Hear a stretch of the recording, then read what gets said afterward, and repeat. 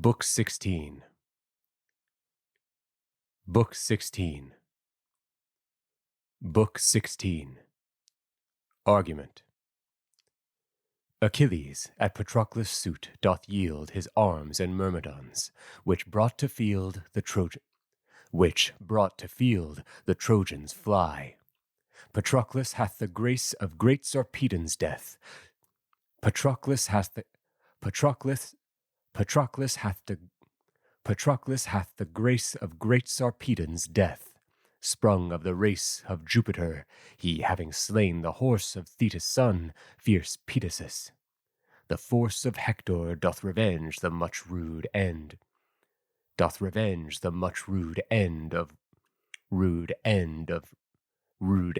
of most renowned Sarpedon on the friend of Thetydes, first by Euphorbus harmed, and by Apollo's personal power disarmed.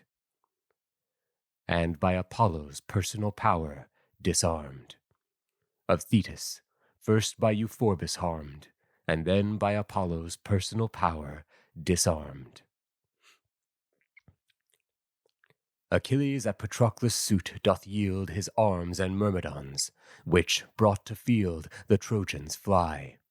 Patroclus hath the grace of great Sarpedon's death, sprung of the race of Jupiter, he having slain the horse of Thetis' son, fierce Pedasus. The force of Hector doth revenge the much rude end of most renowned Sarpedon on the friend of Thetydes, first by Euphorbus harmed, and then by Euphorbus harmed, and by Apollo's personal power disarmed.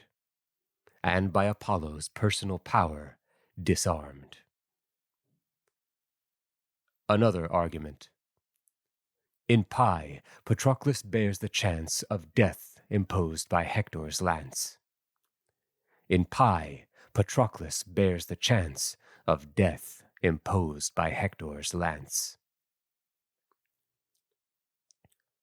Book 16. Thus, fighting for this well-built ship, Patroclus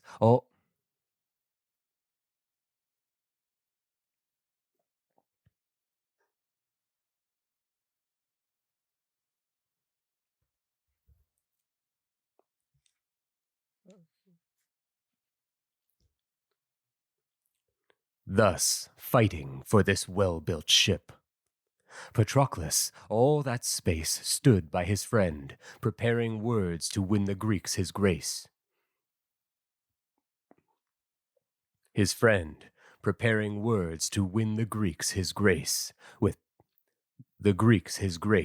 With power of uncontained tears. And like a fountain poured in black streams from a lofty rock, the Greeks so plagued, deplored. Achilles, ruthful for his tears, said, all right, let's pull in Achilles, let's pull in Patroclus. Obviously going to need Hector. Obviously going to need Sarpedon. And maybe Automaton. Do we even have a voice for him? Let's say that's good for now. Let us ask some prophet, priest, or prove some dream interpreter, for dreams are often sent by Jove. Ruthful for his tears, said, Wherefore weeps my friend, so like a girl, who, though she sees her mother, cannot tend her childish humours, hangs on her, and would be taken up, still viewing her with tear-drowned eyes, when she has made her stoop. To nothing liker can I shape thy so unseemly tears. What causeth them? For his tears said, Wherefore weeps my friend, so like a girl, who though she sees her mother cannot tend her childish humours, hangs on her, and would be taken up, still viewing her still viewing her with tear-drowned eyes when she has made her stoop. To nothing liker can I shape thy so unseemly tears. What causeth them? Hath any ill solicited thine ears befallen my myrmidons? Hath any ill solicited thine ears befallen my myrmidons? Or news from loved Thia brought? Or news from loved Thia brought? Befallen my myrmidons? Or news from loved Thia brought? Told only thee, lest I should grieve, and therefore thus hath wrought on thy kind spirit. Actor's son, the good Menetius, thy father, lives, and Peleus mine, great son of Aeacus, amongst his myrmidons, whose deaths in duty we should mourn. Or is it what the Greeks sustain, that doth thy stomach turn, on whom for their injustice sake plagues are so justly laid? Speak, man, let both know either's heart. Patroclus, sighing, said,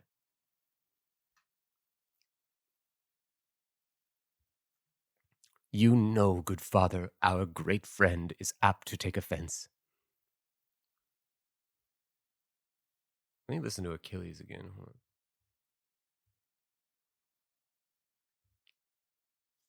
Okay. Patroclus, sighing, said, O Peleus' son, thou strongest Greek by all degrees that lives, still be not angry. Our sad state, that lives, still be not angry. Our sad state such cause of pity gives. Our sad state such cause of pity gives. Such cause of pity gives. Our greatest Greeks lie at their ships sore wounded.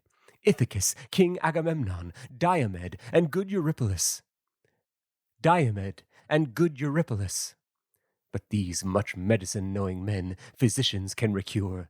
Thou, yet can recure. Thou, unmedicinable still, though thy wound all endure. Heaven bless my bosom from such wrath as thou soothest. From such wrath as thou soothest as thy bliss. As thou soothest as thy bliss. Unprofitably virtuous. How shall our progenies, born in thine age, enjoy thine aid, when these friends in thy flower have leav'st to such unworthy death? Thou leav'st to such unworthy death. Unworthy death. O idle, cruel power, great Peleus never did beget, nor Thetis bring forth thee. Thou from the blue sea and her rocks derivest thy pedigree. What so declines thee? If thy mind shuns any augury related by the mother queen from heaven's foreseeing eye, and therefore thou forsakest thy friends, let me go ease their moans with those brave relics of our host, the mighty Myrmidons, that I may bring to field more light to conquest than hath been. That I may bring to field more light to conquest than hath been. To which end grace me with thine arms, since any shadow seen of thy resemblance, all the power of perjured Troy will fly, and our so tired friends will breathe. Our fresh set on supply will easily drive their wearied off. So tired friends will breathe. Our fresh set on supply will easily drive their wearied off. Thus, foolish man, he sued for his sure death. Of all whose speech Achilles first renewed, the last part thus.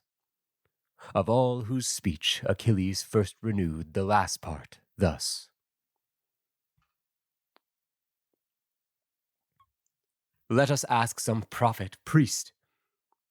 Part thus. Oh,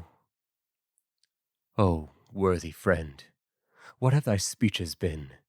I shun the fight for oracles, or what my mother queen hath told from Jove? What my mother queen hath told from Jove? I take no care of Jove? I take no care nor note of one such thing. I take no care from Jove? I take no care nor note of one such thing. But this fit anger stings me still, that the insulting king should from his equal take his right, since he exceeds in power. This still his wrong is still my grief. He took my paramour that all men gave, and whom I won by virtue of my spear, that for her overturned a town.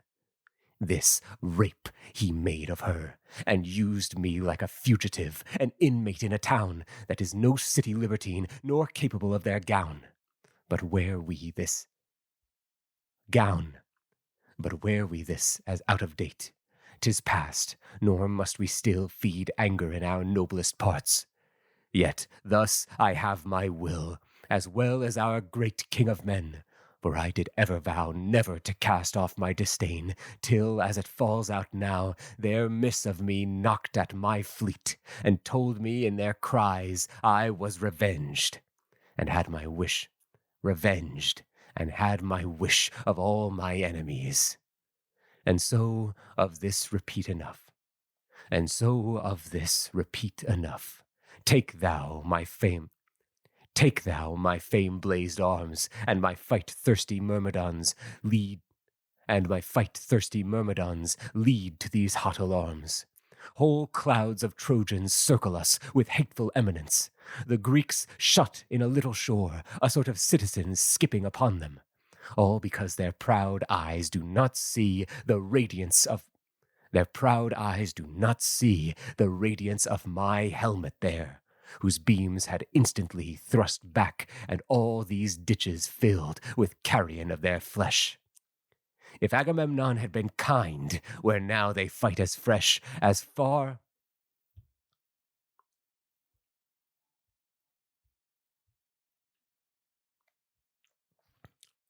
If Agamemnon had been kind, where now they fight as fresh as thus far they had put at ease, and our tents contend. Been kind, where now they fight as fresh, and thus far they had put at ease, and at our tents contend, and may contend, and may, for the repulsive hand of Diomed doth not spend his raging darts there, that their death could fright.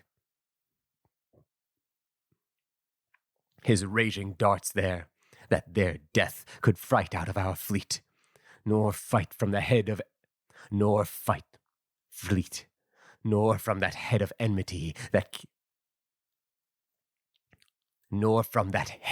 enmity can my poor hearers meet the voice of great Atrides now.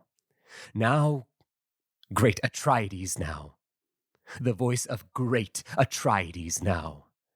Now Hector's only voice breaks all the air about both hosts, and with the very noise bred by his loud encouragements, his forces fill the field, and fight the poor Achaeans down. But on, Achaeans down the field, and fight the poor Achaeans down. But on, put thou my shield betwixt the fire plague and our fleet.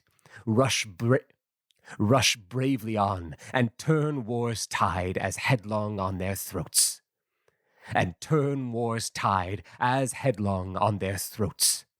No more let them adjourn our sweet home turning. But observe the charge I lay on thee to each least point, that thy ruled hand may highly honor me. That thy ruled hand may highly honor me, and get such glory from the Greeks that they may send again my most sweet wench, and gifts to boot, when thou hast cast a rein on these so headstrong citizens, and forced them from our fleet. With which grace, if the god sounds thy kind aggression greet, retire, and with which grace, if the god of sounds thy kind aggression greet, retire, and be not tempted on with pride to see thy hand rain slaughtered carcasses on earth, to run forth thy command as far as Iliad, lest the gods that favor Troy come forth to thy encounter. Lest the gods that favor Troy come forth to thy encounter, for the sun much loves it, and much loves it, and my worth in what thou sufferest will be wronged, that I would let my friend assume an action of such weight without me, and transcend his friend's prescription. Do not then affect a further fight than I may strengthen. Let the rest, when thou hast done this right, perform the rest. O would to Jove that Pallas and thou son, that not a man housed underneath those towers of Ilion, nor any one of all the Greeks, how infinite a sum soever altogether make, might live unovercome. But only we two, scaping death, might have the thundering down of every stone stuck in the walls of this so sacred town. Thus spake they. Sacred town. Thus spake they, only twixt themselves, and now the foe no more. Thus spake they, only twixt themselves, and now the foe no more could Ajax stand, being so oppressed with all the iron store the Trojans poured on, with whose darts and with Jove's will beside his powers were cloyed. And his bright helm did deafening blows abide.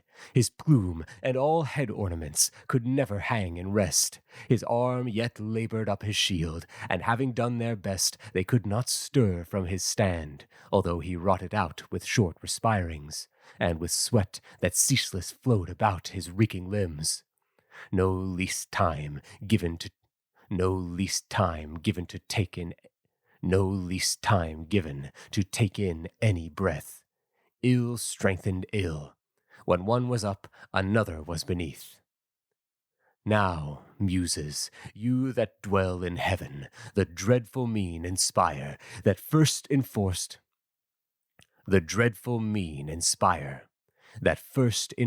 the Grecian fleet to take in Trojan fire. First Hector was beneath. Now, muses, you that dwell in heaven, the dreadful mien inspire, that first enforce the Grecian fleet to take in Trojan fire. Trojan fire. First Hector, with his huge broad sword, cut off, at setting on, the head of Ajax' ashen lance, which Ajax seeing gone, and that he shook a headless spear, a little while unaware. Headless spear, a little while unware. His wary spirits told him straight the hand of heaven was there, and trembling under his conceit, which was that Jove's 'twas Jove's deed, and trembling under his conceit, which was that 'twas Jove's deed. Okay. Straight the hand of heaven was there, and trembling under his conceit, which was that 'twas Jove's deed, who, as he pulled off his dart's head, so sure he had decreed that all the counsels of their war he would pull off like it, and give the Trojans victory. So trusted he his wit and left his darts. And then the ship was heaped with horrid brands of kindling fire, which instantly was seen through all the strands in unextinguishable flames that all the ship embraced. And then Achilles beat his thighs, cried out, Patroclus, haste, make way with horse. Haste, make way with horse. I see at fleet a fire of fearful rage. Arm, arm, lest all our fleet at fire, and all our power engage. Arm quickly, I'll bring up the troops. Arm quickly, I'll bring up the troops. To these so dreadful wars, Patroclus in Achilles. To these so dreadful wars, Patroclus in Achilles' arms enlightened all with stars, and richly amelled all haste made. He wore his sword, his shield, his huge plumed helm, and 2 such spears as he could nimbly wield. But the most famed Achilles' spear, big, solid, full of weight, he only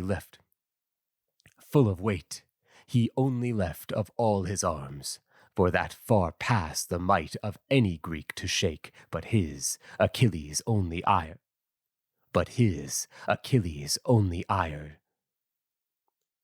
Shake, but his Achilles' only ire shook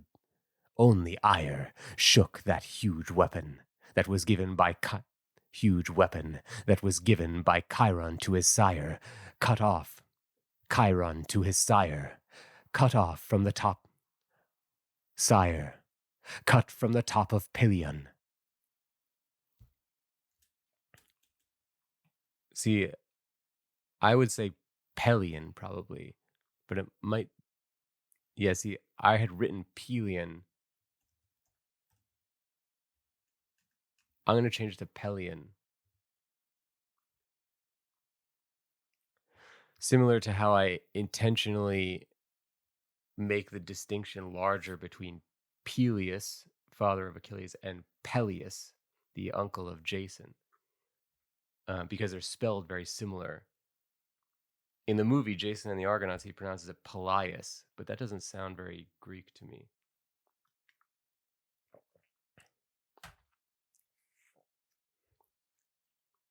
One, two.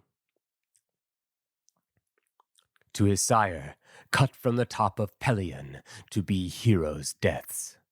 His steeds automatons straight joined, like whom no man that breathes next Peleus' son Patroclus loved, for like him none so great he found in faith at every fight, nor to outlook a threat.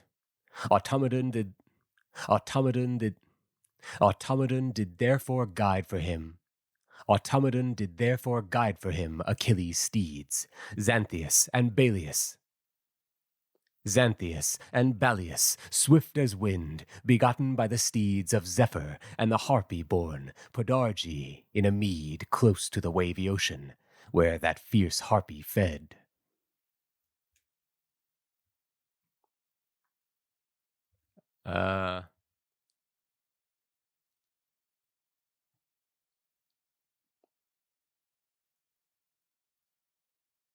Okay.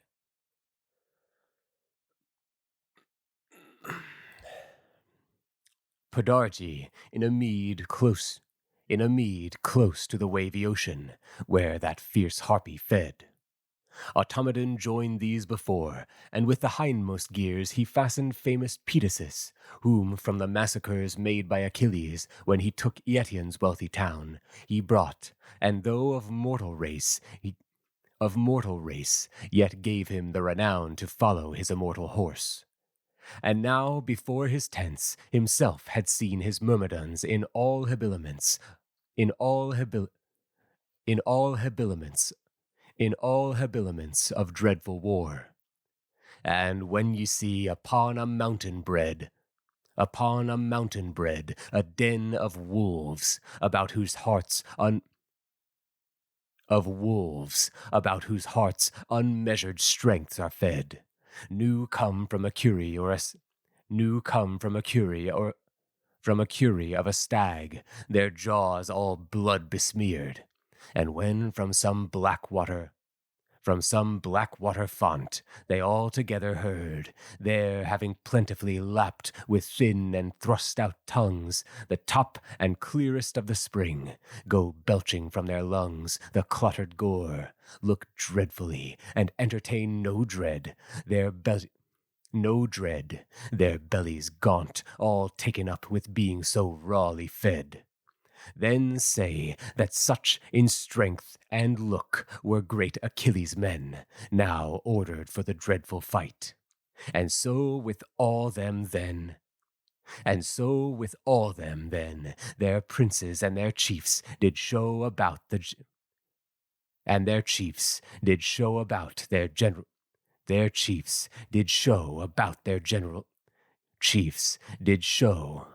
general's friend. His friend and all about himself, who chiefly did intend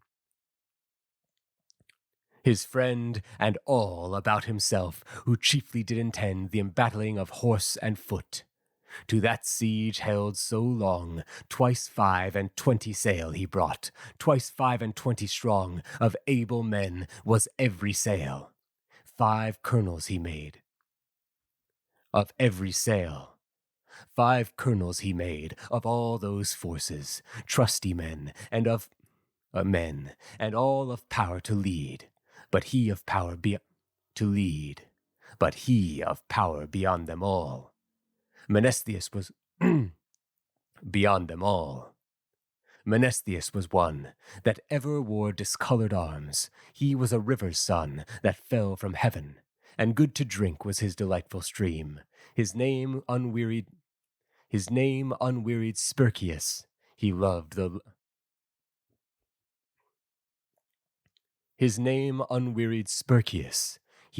the lovely dame fair Polydora. There's Peleus, okay.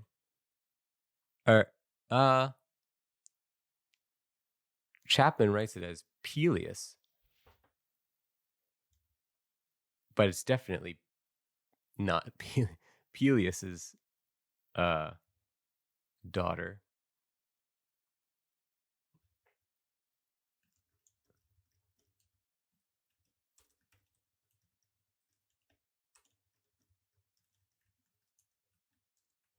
Let's take a look at this.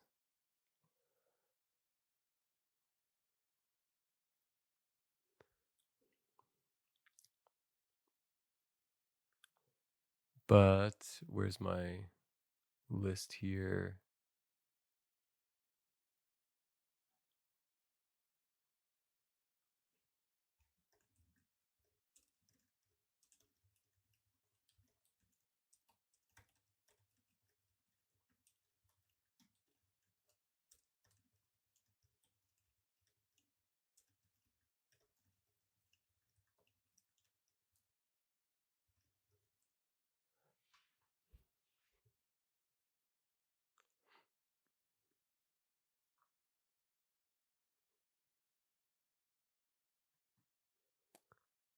This is who? Polydora.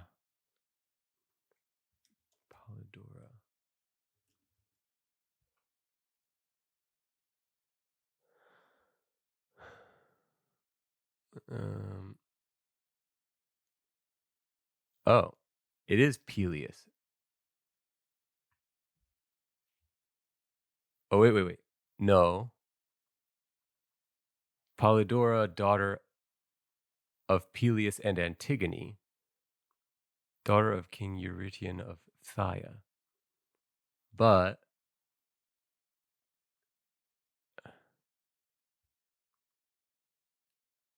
there's a different one saying Polydora, daughter of Pereres and wife of Peleus. Oh, no, Peleus. It's still Peleus. Okay. Well, in that case, then it's Peleus.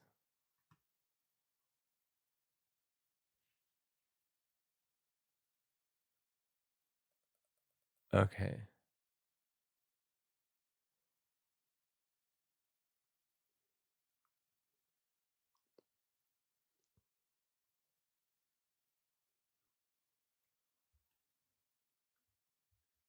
I guess then it is Peleus' daughter, so it technically is Achilles' sister.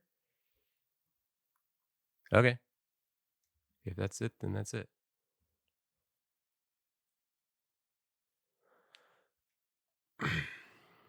I don't know that I ever noticed that before, that it the familial link there.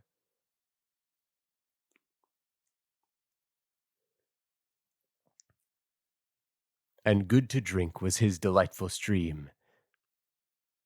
Menestheus was one that ever wore discolored arms. He was a river's son that fell from heaven, and good to drink was his delightful stream, his name unwearied Sperchius. He loved the lovely dame fair Polydora, Peleus' seed, and dear in Borus' sight, and she to that celestial flood gave this Menestheus light, a woman mixing with a god. Yet Borus bore the name of father to Menestheus, he marrying the dame, and giving her a mighty dower. He was the kind descent of Perieres. Let's check some of these names here. Perieres, I had written. Okay. Polydora. Polydora is right. All right, so all I need to do is Perieres.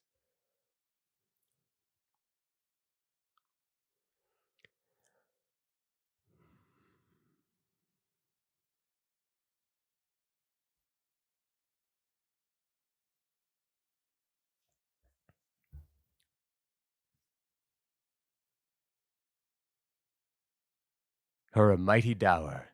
He was the kind descent of Perieres.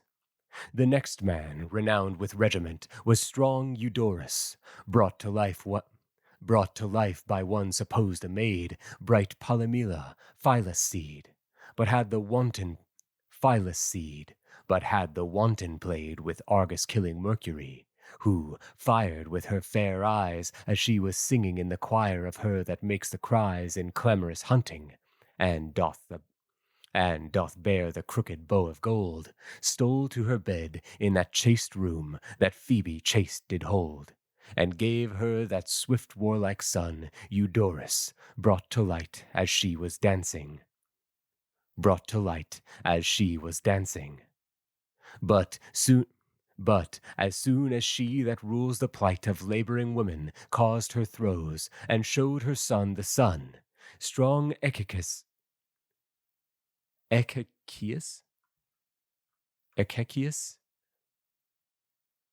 I had written, okay. Showed her son the sun, strong Echechius, actor's heir. Strong Echechius, actor's heir, wooed earnestly and won her second favor, feeing her with gifts of infinite prize, and after brought her to his house, where in his grandsire's eyes old Phyllis, Polymela's son, obtained exceeding grace, and found as careful bringing up as of his natural race he has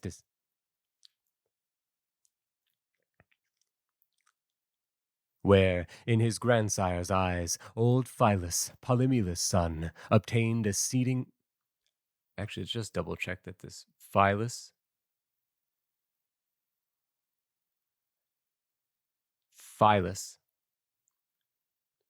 Polymela,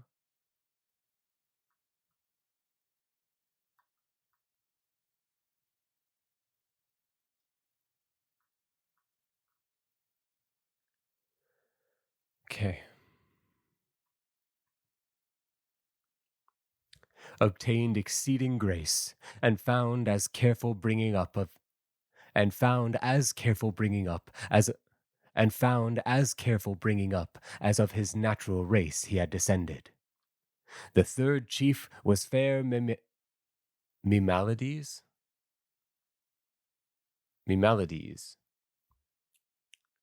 The third chief was fair Mimalides, Pysandrus, who in skill of darts obtained supremest praise of all the Myrmidons, except their lord's companion. Supremest praise of all the Myrmidons, except their lord's companion. The fourth charge aged Phoenix had. The fifth, Alcimedon, son of Laerces, and much famed.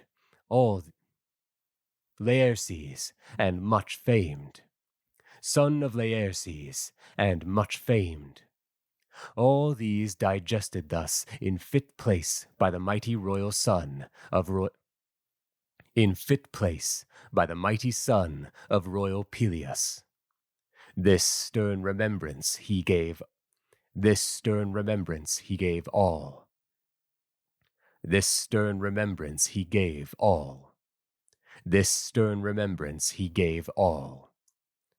You Myrmidons, said he,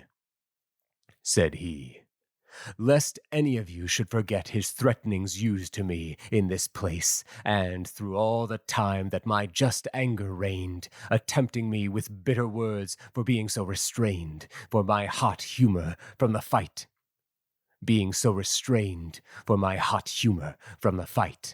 Remember them as these.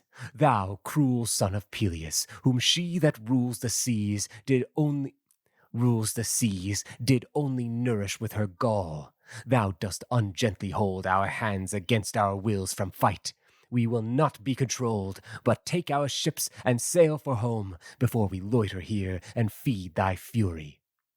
These high words exceeding often were the threats that, in your mutinous troops, you used to me for wrath to be detained so from the field.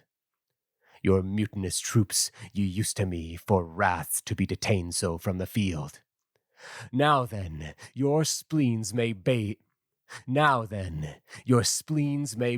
in sweat of those great works ye wished. Now he that can employ a generous heart, go fight and fright these bragging sons of Troy.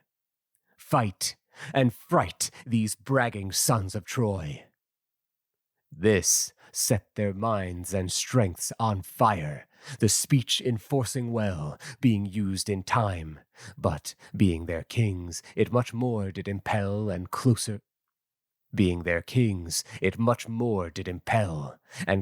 rushed in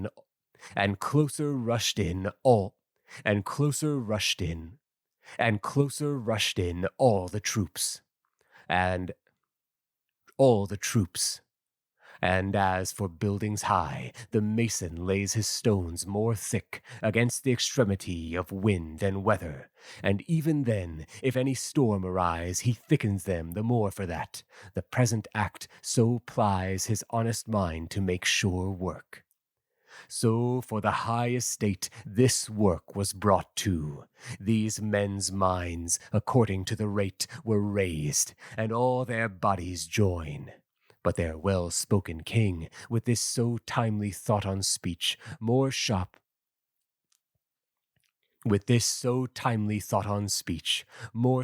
made valor's sting, and thickened so their targets bossed, so all their helmets then, that shields propped all their bodies joined. But their well-spoken king, with this so timely thought on speech, more sharp made valor's sting, and thickened so their targets bossed, so all their helmets then, that shields propped shields, helmets knocked, and men encouraged men.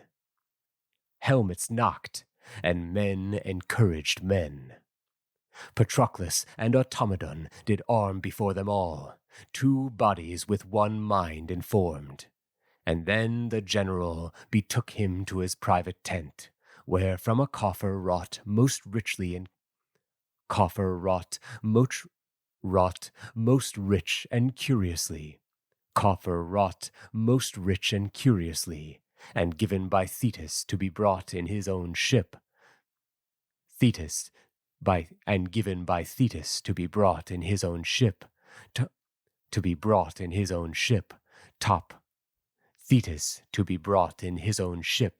top filled with vests, warm robes to check cold wind, and tapestries all golden fringed and curled with thrums behind. He took a most unvalued bowl,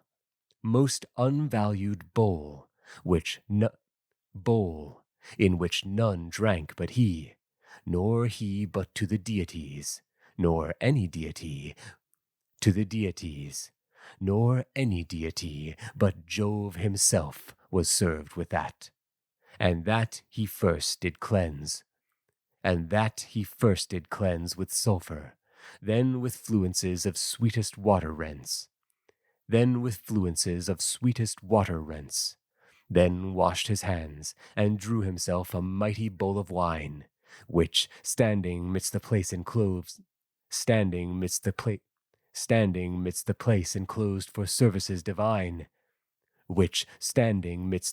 enclosed for services divine, and looking up to heaven and Jove,